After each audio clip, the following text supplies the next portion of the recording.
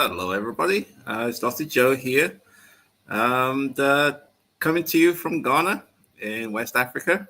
And I've just started week 2 of my vacation. So I'm going to be here for another week and having fun. And as you can see in the background is the Independence Square in the central Accra, which is the capital of Ghana. And over here is the Ghana national flag, the red, gold, and the green with this black star in the middle of it, and so on. So having a great time here in Ghana. The weather is beautiful. It's very hot. It's 90s, 91 degrees during the day, and very comfortable in the evening time. So got another great session lined up for today. We're going to be talking about mastering money and meaning, using real estate to fund your life that you love. That's the topic we're going to do today. And as I said before, I'm coming to you live and direct from Ghana and spending quality time with my mother, my sisters. I'll be meeting up with my brother tomorrow. He's coming in from London. And today we had a great session at the restaurant with some of the team members that I work with virtually when I'm in the United States. Had a team meeting together, went to a nice restaurant, and just really reflect on, on the value of life and the importance of life and getting your priorities right in certain things. So that's the reason why I chose this topic, which is mastering money and meaning. It's good to make money. It's also to have purpose as well, and using real estate to fund the life that you love. Through real estate, it's allowed me the opportunity to do more travel and and do things which I really find quite important. So anyway, with that said, let's get down to business. Okay, so essentially, I suppose the important things are are you working for money? Are you working for your real estate? Are you working for your real estate portfolio, or is your real estate portfolio working for you? So which way is it? Are you working for the portfolio, or is the portfolio working for you? Most of us, when we first start, we're working to build a portfolio. It takes time, it takes effort, it takes hard work. But the goal is at some point we transition from that to you working for your portfolio, but now your portfolio is working for you. You're able to generate passive income, and that passive income is what allows you to travel and do what's important for you, and so on. So I suppose too many investors find themselves stuck in a cycle of buying properties, managing tenants, and handling maintenance issues, only to realize that, essentially they've created just another job for themselves rather than achieving financial freedom, which is what we all want. So the key to long-term success, in my perspective anyway, isn't just about acquiring properties. It's about implementing the right strategies that maximize cash flow, leverage financing smartly, and also scale efficiently. So again, the whole idea here in terms of long-term success, in my opinion, it's not just about buying stuff, buying properties, and so on. It's about implementing the right strategies that maximize cash flow, leverage financing smartly, and also allow you to scale efficiently to create true wealth and freedom. Freedom to travel, do things that's important for you. In my case, travel to other countries and just spend quality time on what matters most to me. So understanding how to align real estate investments with your personal goals, whatever they are, is crucial for achieving both financial security and, in my opinion, a fulfilling lifestyle. Many investors start their journey with dreams. We all start with dreams of financial independence, being able to hang out and do whatever we want to do, only to become overwhelmed by the unexpected challenges which a portfolio tends to have. It's hard work. It's not easy. I mean, I have a portfolio. Things happen, unforeseen things occur, tenants leave, tenants don't pay, damages to the properties, maintenance. I mean, stuff happens, but you have to have the right systems. Otherwise, you could very easily become overwhelmed by the challenges. So the difference between those who succeed, in my opinion, and those who struggle often comes down to having a well thought out strategy, learning from the experience of others. Rome wasn't built in a day. No man is an island, whatever the saying is, and taking action based on proven methods. So what we're going to discuss today, is to explore how real estate investors, new, intermediate, and seasoned, can master different investment strategies. We're going to talk about different strategies today. We're going to talk about the BRRRR strategy, Section 8, short-term rentals, and also multifamily. And I'll share with you some of my real-world lessons. And hopefully I'll highlight some of the good, the bad, the ugly of each strategy and how successful investors have navigated their challenges to build thriving portfolios. So by learning from the experience of others, you can avoid making what I call, common mistakes and pitfalls, and help you to hopefully take strategic action that will move you closer towards your financial independence goals, whatever they may be. So let's get down to it. I broke this session today into 5 parts. And so today, that's not today, number one, let's get to number one, which is how can you build a sustainable long-term real estate portfolio? How can you build a sustainable long-term real estate portfolio? I suppose the key fact, this is a fact, building a sustainable real estate portfolio is about it's about more than just buying properties. As I said before, it requires long-term vision, careful planning, and strategic execution. It requires a long-term vision, an idea of where you want this all to go, what's the end game, and how you're going to get there. It takes careful planning. It doesn't happen by accident. It's not a matter of just crossing your fingers and hope for the best.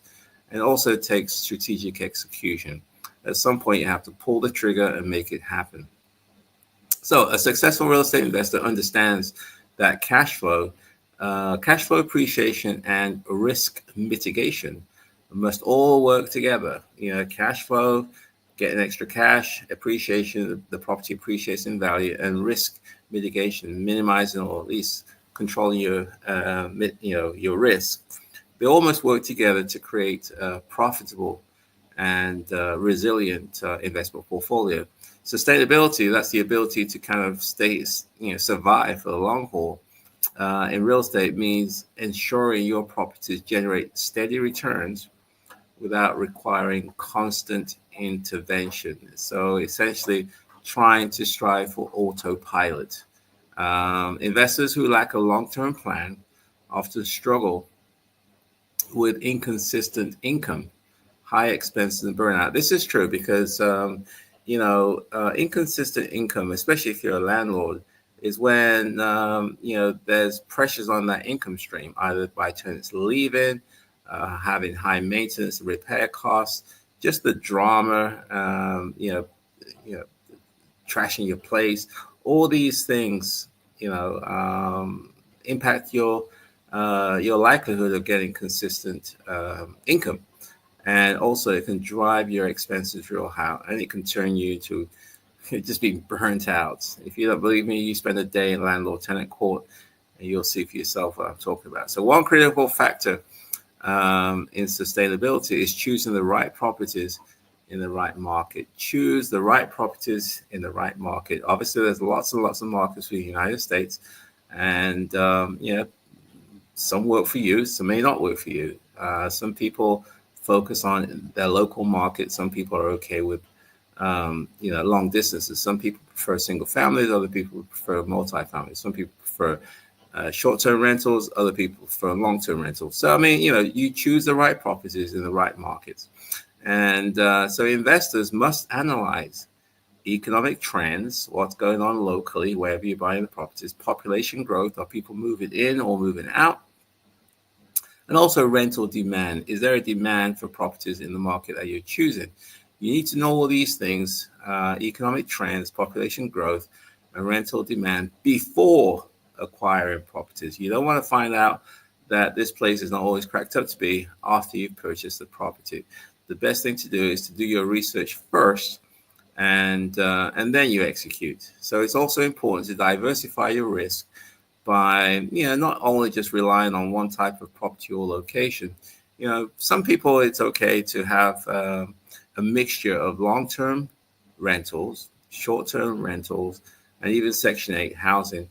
because what it does is allows you to create a balanced portfolio that allows you to weather market fluctuations through up and down, through market cycles and things like that. So, some people like to diversify their risk, and so they have a diversified portfolio. Personally, I'm very focused. I'm okay with the niche which I've chosen, which is primarily single family homes in desirable areas in a high growth market. I'm okay with that. And I use the Section 8 program to minimize my, loss of income, because I strive to have long-term tenants who stay a long time. So having a mixture of long-term, short-term Section 8, can create you a balanced portfolio and allows you to weather market fluctuations. Another essential element is the efficiency of property management. As I said, as you probably know, I haven't really had much success with property managers. I know there's a lot of good ones out there. It's just that I haven't met one.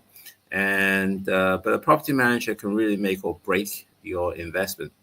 Do they have the right systems? Do they know how to keep people? Do they know how to screen people? Do they know how to manage relationships? So, I know many investors get overwhelmed, and as a result, they just give it to a management company, assuming that will solve all the problems. But in my experiences, just giving it to a property management company, it doesn't always solve your problems. Sometimes it creates more problems in itself. So successful investors either systemize their operations or hire professional property managers to handle day-to-day tasks. So setting up streamlined systems for maintenance requests, rent collection, and tenant screening can also make your property ownership less stressful and more profitable. So what are some of the action items associated with this? Number one is define clear investment goals that align with your long-term financial vision. So what are your goals in the short term, and what are your goals in the long term? Diversify your portfolio to reduce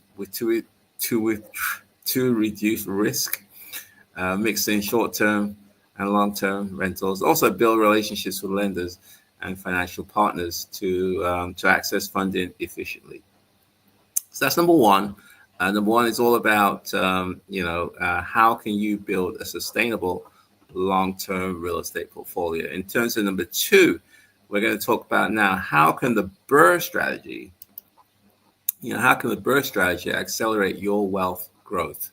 How can the BRRRR strategy accelerate your wealth growth? Here's another key fact, is that the BRRRR strategy, which is the buy, renovate, rent, refinance, and repeat strategy, has allowed countless investors, including myself, to grow their portfolios quickly while using limited upfront capital. I love the BRRRR strategy. It's allowed me to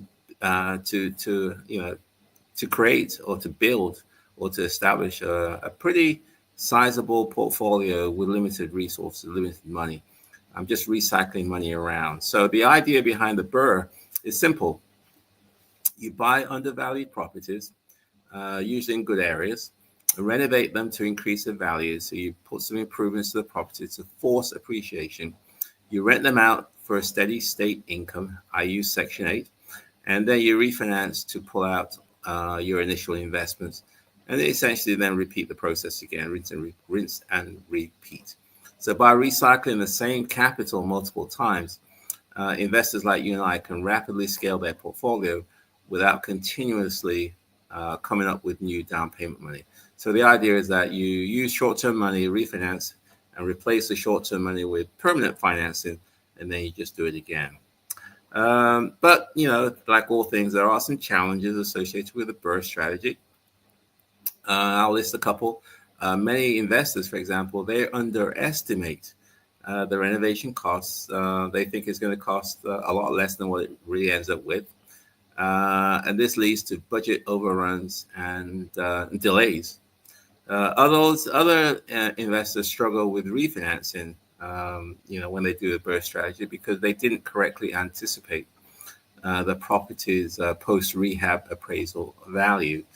But the bottom line is, to succeed, investors must focus on accurate cost estimates, strategic financing, and ensuring properties meet lender criteria before moving forward with the right refinancing phase. So there are some, nuggets. There are some obstacles in terms of the BRRRR strategy in terms of execution.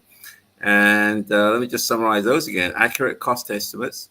What's it really going to cost you in terms of the renovations, etc. Strategic financing. Make sure that you can get your financing for the acquisition, renovation, and hopefully the ability to replace your short-term with permanent financing. And also ensuring that your property meet lender criteria. So another key consideration is rental demand. How much demand is there in the area that you think of investing? Before purchasing a BRRRR property, investors must ensure that the location that you're thinking of buying has a strong rental demand, so you can avoid long vacancies. It's the vacancies that will wipe you out. Turnover and vacancies can be very, very expensive. You have to be able to manage that. Additionally, choosing cost-effective renovations that maximize value without over-improving the property is also an essential part to maintain profitability. So what are some of the action items associated with this one?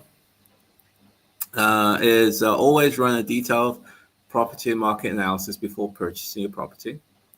Build a reliable team of contractors and property managers, and establish a strong relationship with lenders to facilitate refinancing. Okay, that's what we do in number 2. Again, number 2 is how can the BRRRR strategy accelerate your wealth growth? Number 3, we're going to talk about is can Section 8, Section 8, I love that program.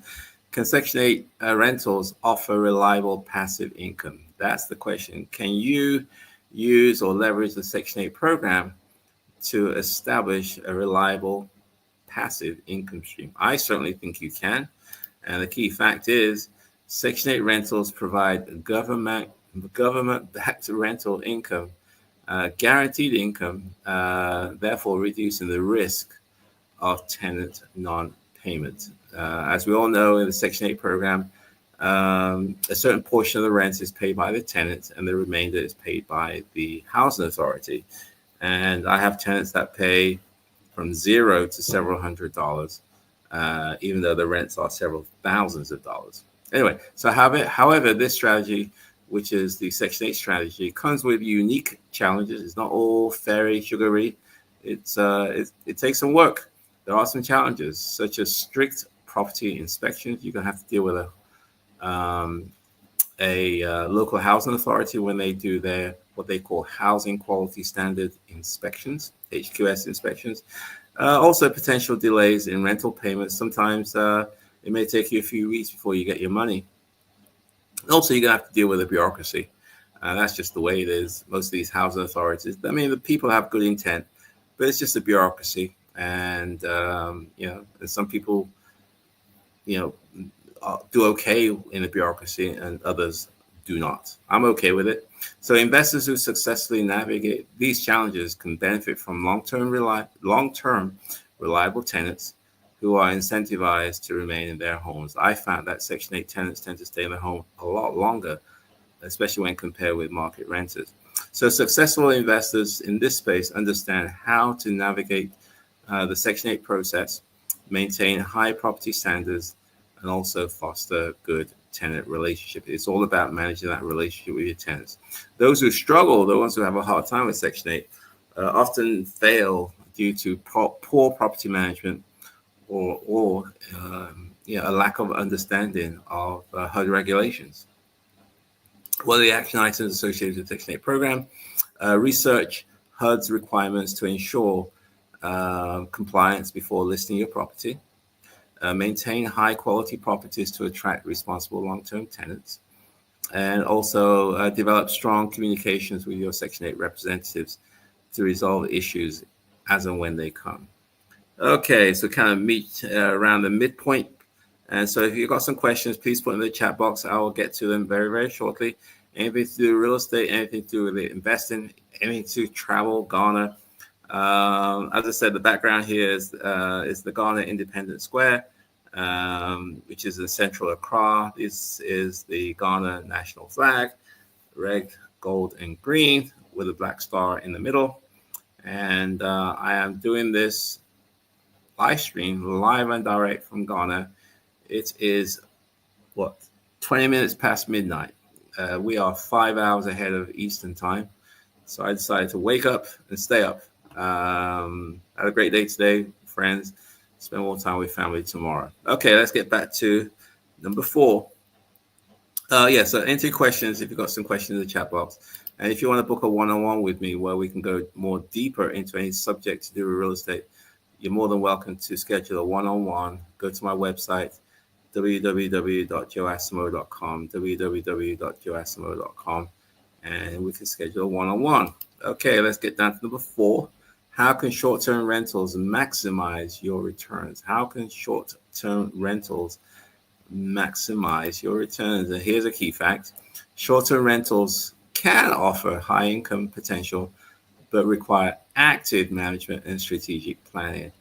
I have a love-hate relationship with short-term rentals. One of my properties, I decided to go with short-term rentals. Yeah, it's great for a while. Then, the laws changed in Washington, D.C., so I could no longer participate or run this property as a short-term rental because it wasn't my primary residence, and they changed the licensing. So I had to move from a short-term rental more to a mid-term rental strategy where people will stay for a month or more. And after I cut through the chase, I just wasn't satisfied with it. I wasn't happy with it. I would get, occupancy levels wasn't that great.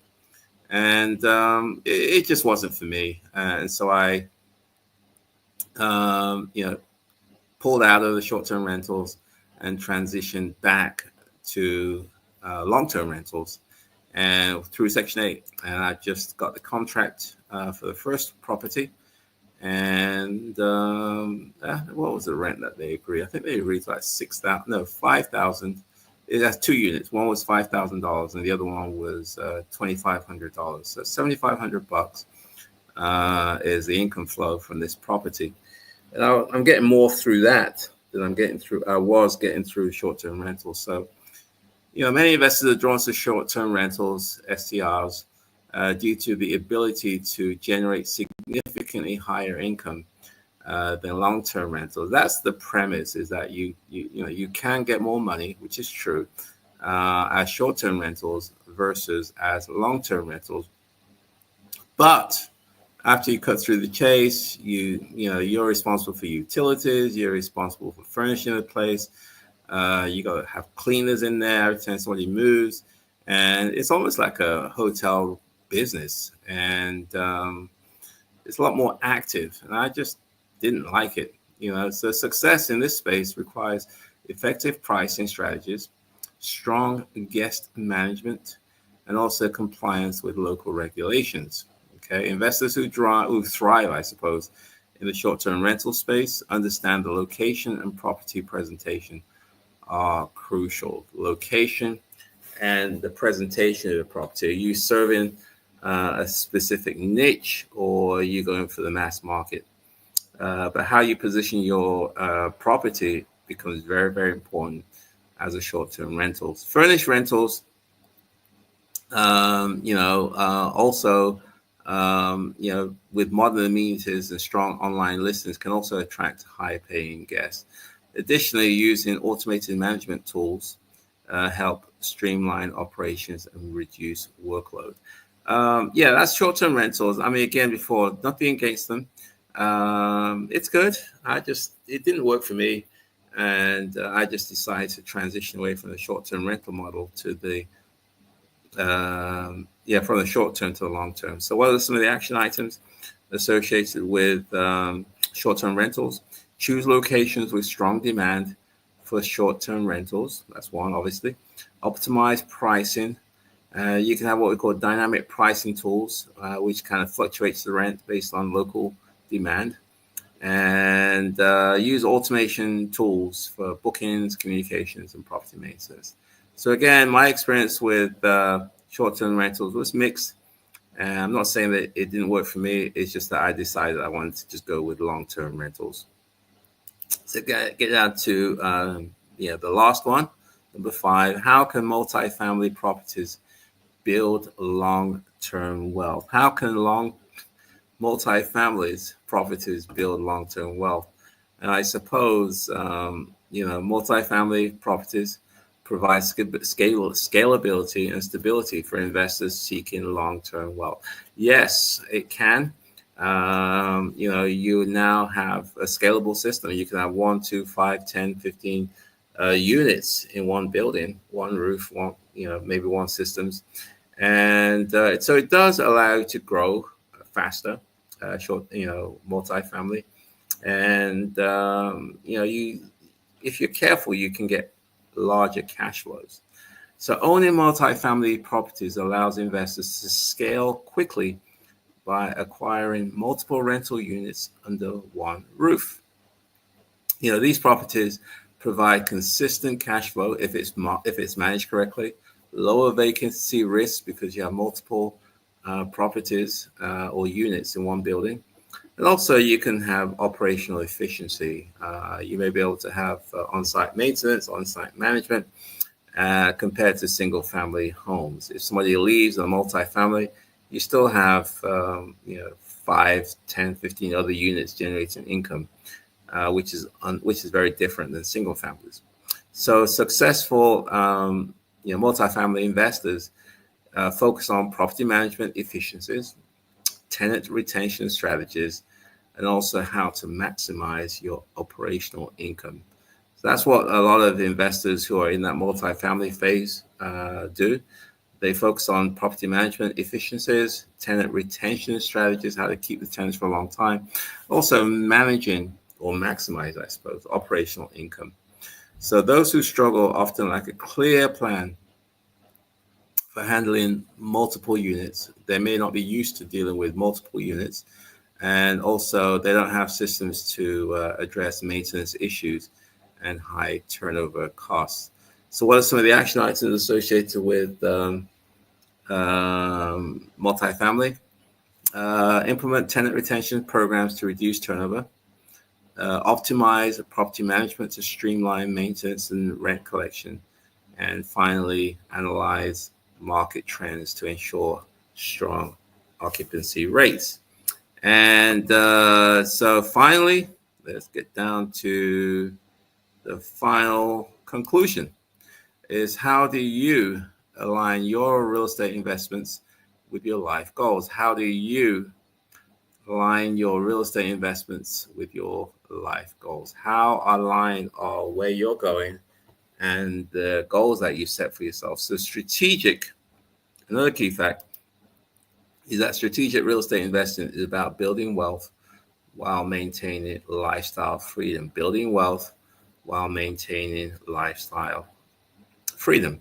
So many investors enter the real estate market with a dream of financial independence. You know how it is. We all want to quit our jobs, live on the beach or live in the mountains somewhere, whatever it is. But most of us, unfortunately, don't take time to structure our investments in a way that truly supports your personal goals. It's not just about accumulating properties. It's about creating a system that generates passive income, provides security, also kind of allows you to enjoy the life that you envision for yourself and for your family. So aligning your investments with your values and lifestyles means choosing strategies that fit your financial objectives, risk tolerance, and also your long-term aspirations. So real estate is really one of the most powerful, in my opinion, one of the most powerful wealth building tools available. But success requires patience, persistence, and the ability to adapt to a changing market. Okay. And so smart investors continuously educate themselves, refine their strategies, and seek mentorship from those who have already achieved success. By focusing on both profitability and purpose, you can avoid the common pitfalls that derail many investors and instead build a portfolio that not only generates you wealth, but also contributes to a fulfilling, balanced lifestyle. So ultimately, mastering money and meaning through real estate is more about than financial gains. It's really about achieving freedom, security, and impact. So whether your goal is to spend more time with loved ones, travel the world, or give back to the community, your real estate investment should really serve as a tool to help you achieve those dreams. So by applying the strategies outlined in this guide, in this live stream, staying committed to continuous growth, and really taking decisive action, you can transform your real estate portfolio into a lasting legacy of financial independence and personal fulfillment. So wrapping it up, strategic real estate investing, is about building wealth while maintaining lifestyle freedom. So by mastering the different real estate strategies that I've just talked about today and learning from more experienced people, experienced investors, you can achieve sustainable, successful, sustainable success while living the life you so desire. So stay committed to continuous learning and strategic actions to make your real estate a vehicle for building wealth and a meaning. So, my friends, that is it for today's Wealth Wednesdays. And so let's get down to the Q&A. If you got some questions, please put them in the chat box and I'll get to them very, very shortly. And if you want to shoot me an email, do a one-on-one, book a schedule with me, shoot me an email at joe@joeasamoah.com, joe@joeasamoah.com, and to book a one-on-one Zoom, you can go to my website, www.joeasamoah.com, www.joeasamoah.com, and let's see how I can help you, navigate the heartache and the pain on your real estate journey, I suppose. So let's get down to the questions. And again, if you're interested in tenant screening, that's the key to getting what I call tier 1 tenants. Feel free to sign up for my tenant screening playbook at www.screeningplaybook.com. That's www.screeningplaybook.com. Okay, let's get down to the questions. And we have today Dow2. Hey, Dow2, hope you're doing well in Phoenix. So I mentioned in last week's live stream that one of my home voucher tenants' phone number changed. Okay, you found out that she moved out last Thursday without prior notification, hoping to get a tier 1 new voucher holder. That is weird. You carry on. Believe it or not, before she moved out, without notifying me, she put a new hot water heater in the house and looks like 2 toilets and possibly a kitchen faucet. She told me she had a plumber in her family. Okay, let's see if I can unpack this one. So you had a tenant, Dow2, who kind of left in the middle of the night, it sounds like, and without giving you notification or notice. That normally is not normally normal. Normally, in order for a tenant to keep their voucher, there's a process to transition from one property to another property, from one landlord to another landlord. And that typically you have to give you a notification, the tenant to you. There are steps that's required to make sure that they're in compliance. There's a RFTA document, request for tenancy approval, that you have to complete and submit to your housing authority in order to initiate that process. So as long as the property passes housing quality standards, or HQS, normally it should be okay, but normally most housing authorities require that the tenant contact the current landlord to make sure that they do not owe a balance, especially on their water bills. So your part 2 is that she moved out without notifying you. She put a new hot water heater in the house. That's good. And also, she put like a kitchen faucet in for you. I mean, it's very nice that she obviously had pride of her property. Unfortunately, she left. I'm not too sure what the background is on this situation, but at least she did something to improve the value of your house. But generally, before a tenant can move on with her life, she normally has to contact the housing authority and there's a process to transition the voucher from one location to another location, and so on. Okay, so let's have a look. Darian Treadwell.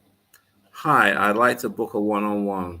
For some reason, I'm having trouble with the website. I also inboxed you on Facebook. Okay, Darian, I apologize. We're having some issues with the website. So shoot me an email, and I will try and schedule that when I come back. You can shoot me an email here at joe@joeasimo.com. That's joe@joeasimo.com. Feel free to email me, Darian, and I'll be more than happy to talk and see if I can be of assistance to you. Okay, next one is Katie. Hey, Katie, hope you're doing well. Again, if you got some questions, please put them in the chat box. Otherwise, I'm going to wrap it up early today. It is, what's the time? 7:38. So it's, well, 7:38 your time. It's 12:38 my time here, here in Ghana. Okay, Katie, I'd say that women made up for their ghosting you. Maybe that tenant has a referral for you. Of course, ghosts need not apply, but contractors and handyman women are more than welcome. Okay, let's see if I can finish. So she's saying, well, maybe your previous tenant just ghosted you. She's left you high and dry. As I said before, it's very rare that they do that because they could lose their voucher. And getting the voucher is not easy. It takes many, many years to get. And they have to be careful about not living up to their part of the deal, and so on. So it looks like the tenant didn't do you in too badly. She did leave you with some water heater and some improvements to the property, and hopefully she did not destroy your property. Okay, let's keep on going. Down to again, if you've got some questions, please put them in the chat box, and I'll try to get to them as soon as possible. Okay, down to I assume you allow pets. How do you get dog feces out of the backyard? Okay, I'm not a great fan of pets. I know some people do. I try to, discourage pets, unless obviously if it's a emotional support animal or one of those protected classes, then you may not have any choice. You may have to rent to them. But yes, you can put a little. It is a lease. It can be added to the lease, whether to include or not include. If I decide to include, a pet in the home, then I usually have the tenant sign what we call a pet deposit, which could be anywhere from $300 to $400, and they will get that money's back, assuming that they left the property without dog or cat issues. Let's just say that. Okay, so hopefully that helps answer that question. Again, if you got some questions, please put them in the chat box. Otherwise, I'm going to wrap it up because I am tired. It's 12:40 here in sunny Ghana. So again, I hope that today's session was helpful. I hope it was informative. And again, please reach out to me if you have any questions. We've got a couple of quick emails here. PMA TCE, hope all is well, Dr. Joe. How is Ghana real estate market? The thing about Ghana is that it's a great market for real estate, but the problem is that financing. There aren't as many banks and mortgage companies out here as there are in the U.S. So it's relatively easy to fund your deals, especially if you have an understanding of what it is that they're looking for: credit score, reserves, and a job and things. So you know the basics that lenders are looking for from you. And as a result of that, you can get financing. Whereas in Ghana, the financing systems aren't there. So if you want to buy something, you essentially have to buy, a fixed up place, and you pay full price whatever the going rate is, 100, 200, $300 cash. And they just don't have the, the credit systems in place. Hopefully that will change in due course. But again, if you want to, work with me, rent from me, shoot me an email, and I'll be more than happy to discuss the JV Wealth Builders or any courses which I have for you. Okay, what year did Ghana gain independence? It gained independence down to in 1957. I don't know if you can see over here. Okay, AD 1957. That's when Ghana got its independence from Britain. And it's been through its ups and downs, but it's still kicking. Hi, Dr. Joe. Are voucher holders in the DC area voucher primarily seeking out single family homes? Curious, as Chicago is very much multifamily. No, it's a mixture. I just deal with single families. So there are a lot of families that are looking for single family houses. Conversely, there's a large number of families that are also seeking multifamily. So there's a hybrid of both single family and multifamily houses in the Washington, D.C. area. I just decided to focus on single families because there are fewer of them. And I can make 4, 5, 6 bedrooms without a lot of problems compared to trying to create those number of bedrooms for a multifamily. Okay, Samuel, hope you're doing well. Thank you for your time. You're welcome, Samuel. And let's go to the next question. Just dial 2 again. At Katie, she didn't pay January 2025, but once I saw the improvements, I wasn't even mad. Her boyfriend moved to Honduras, so that's why she moved. Next door neighbor told me of this. Okay, so it looks like yours had a happy ending. She left out this month, and she did some improvements to the property. And unfortunately, her brother or her boyfriend got either was deported or asked to return. So they left and kind of left you high and dry. But yeah, it's a good program to be. The tours and all the other amenities that are out there in Ghana. Okay, I got a couple more questions. If you got some questions, please put it in the chat box. I'll get to them in a minute or so. As far as availability, 1 bedroom, 2 bedrooms are the most in-demand properties. Okay, thankfully, as it is not feasible to invest in single-family properties for renting, whether voucher or market renters. So you're saying that it's not feasible for you to rent, properties. The 1 and 2 bedrooms are the most high in demand. Well, that may be true. I look for properties where the tenants are going to stay a long time, which is different than properties in high demand. So most of my tenants are from the Washington, D.C. area. And most of them, they are voucher holders. Most of them know what it's like to live in a crappy house in a crappy neighborhood and rent from a crappy landlord. They know that. So they're looking for something different. And I tell them that my goal is to be the best landlord you've ever had, the best landlord you've ever had. If something goes wrong, I fix it. And, I'm just a good guy. And really what I'm looking for from you is a tenant that's going to pay their rent on time, no drama, excellent rental history, and, do some additional background checks. So finally, in Chicago specifically. Okay, so Kate is in Chicago. I suppose she had a question for I think that was, I forgot what it was now. I think it was Daniel, I think. Anyway, we're going to wrap it up. So let's just go down to last question.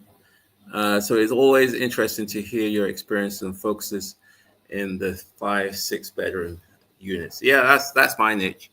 We don't have a whole lot of 4, 5, and 6 bedrooms in the Washington, D.C. area. Most of them are 3 bedrooms, 2 bedrooms. So I found that there's a group of people whose needs are underserved. And if you can serve that need, then you have the market pretty much locked in. So, my friends, hopefully this was a helpful JB Wealth Builders a Wealth Wednesday this Tuesday evening. And again, next week I think I should be back in town. My flight arrives in the morning, or no, the afternoon next Wednesday. So God willing, if I'm still sane, not insane, I should be doing next Wednesday's live stream, live and direct from Washington, D.C. And so until then, my friends, have yourself a wonderful weekend. And I'll see you next week at the Wealth Wednesday live stream. Take care, guys. Bye for now.